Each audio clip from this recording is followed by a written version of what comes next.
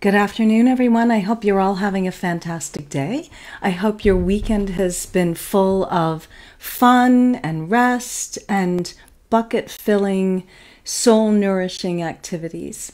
Today, I wanted to get on and talk about the three things that most couples fight about and what can we do that would help all three things. And the three things that most couples fight about are sex, money, and parenting. And here's the thing. Most of us, regardless of what level of schooling we had, didn't really learn a whole lot about any of those three. And unless you've made a point of seeking out resources, there's not been a whole lot of education around these things that would really practically help us in our interactions with our loved ones. So a lot of our knowledge maybe came from social media or other types of media. And some of those, I'm almost 50, so I look back at some of the movies that were out when I was a teenager, and they're all so cringy and they're all so terrible, especially when it comes to like consent and how to be in a consensual, mutually trusting and safe relationship, right? There was just not a lot of that.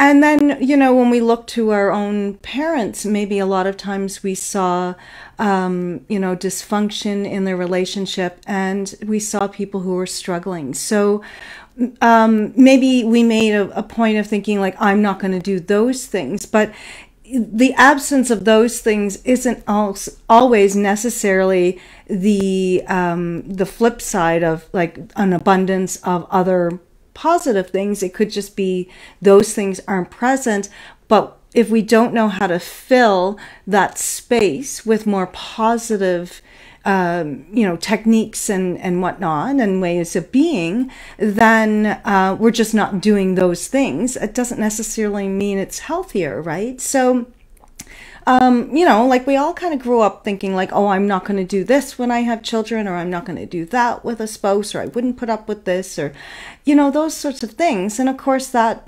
influences how we go into relationships and how we go into parenting and whatnot.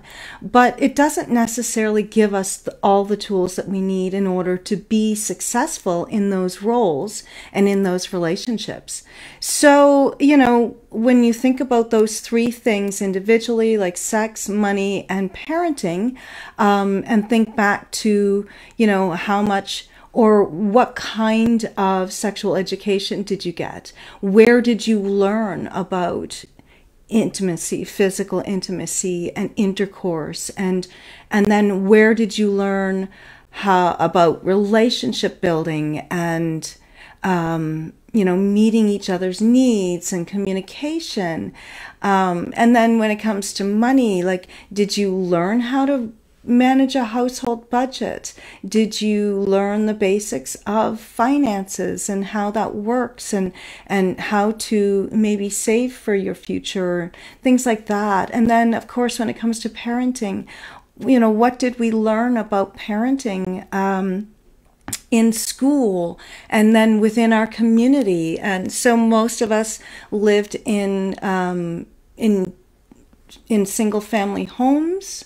A lot of us might have lived in a community where there was lots of other adults who were, fulfilling, some guidance and leadership roles within, our lives. But for most of us, at least from my own experience, and of course that's all I can really talk about in this regard, is that my parents were in charge of their household and raising us, and there wasn't really a whole lot of external influences.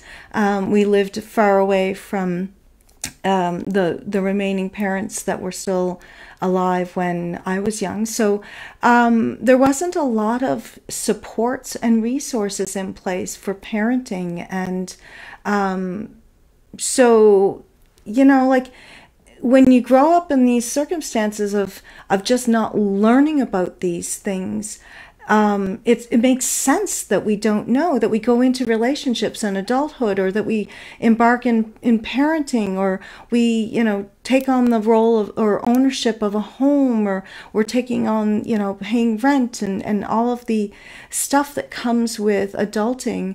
We're doing it with, not a whole lot of knowledge in a lot of cases. And that's not to shame anyone, because I feel like a lot of us are in that position. So that just, even if we have a high level of education, that education is very specialized and maybe give us, a wealth of tools and knowledge about a certain topic, but doesn't really give us the really nitty-gritty tools of living life. And so I feel like a lot of people have embarked on these different roles in life without really having the tools needed to be in healthy relationships, where having these hard conversations around sex and around money and around parenting become much more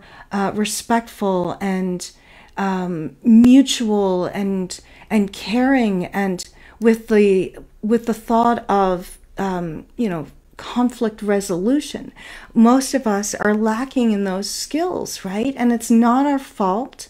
We can't know what we don't know until we know, right? And it took learning about developmental trauma and generational trauma and intergenerational trauma for me to really understand that if we want to break cycles, we have to get outside of probably our comfort zone and out of our own little circles and little bubbles that we're in, to seek out that knowledge, or at least to avail ourselves of other people who have become experts in their field. So realistically, if we want to improve just on a surface level the symptoms of, maybe a sex life that isn't feeling mutually enjoyable and beneficial, or maybe we're struggling with balancing money and that sort of thing, we could seek out a financial advisor. And when it comes to parenting, maybe we would seek out a parenting coach or some classes, or, or podcasts or videos, or any number of, so there's books and there's videos and there's podcasts and talks and articles and blogs and all of that, all about these topics that can give us more knowledge and can help us to have some more skills. But underneath all of those, because to me, those are just symptoms of a bigger problem. If you're fighting over sex, money, or parenting, you're fighting. And that's the bigger issue. So to break it down further, we need to be able to learn emotional regulation. We need to be able to come from a place of being in our window of tolerance, so that when we have these tougher conversations about things that are, sometimes scary, there's often fear attached to a lot of them, and a lot of unknowing, right? So not knowing about something can often make us feel shame, because we feel like, well, I'm an adult, I should know how to do this, right? But if we weren't taught, if we weren't shown, if we weren't given some guidance around these things, how can we know, right? So, but really what it all comes down to is that a lot of times we're not seeking out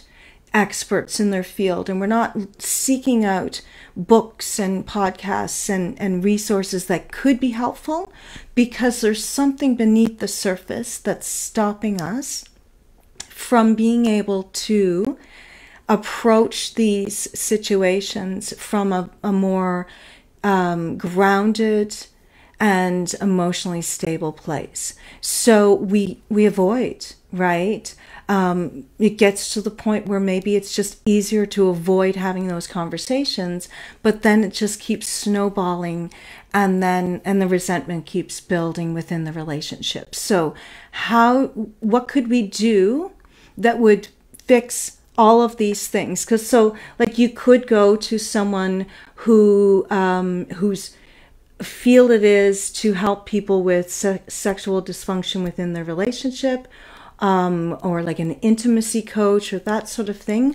You could go to a financial advisor, someone who could sit down and help you figure out a monthly budget and kind of give you some guidance and some education around, budgeting and how money works.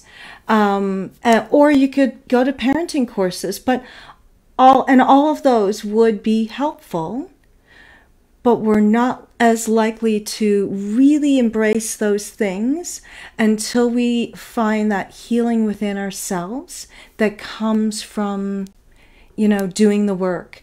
And so my number one answer to how do we start to fix all of those things, or any one of those things, is that we need to start within ourselves, and that involves some therapy.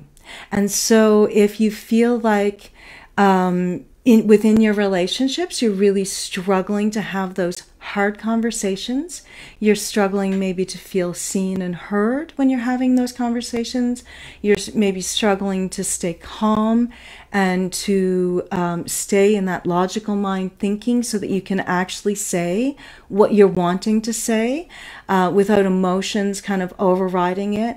And then to be able to stay in a place where you can actually hear what the other person's saying, or be able to question, I hear you saying this. I don't understand. Maybe you could explain it further. Like, to be in that space, we need to be within a place of calm and ease within ourselves. And that's hard to do if we're in a constant state of fight or flight, and if we struggle to stay regulated ourselves. So we need to do that work in order for us to be able to do the broader work as a couple.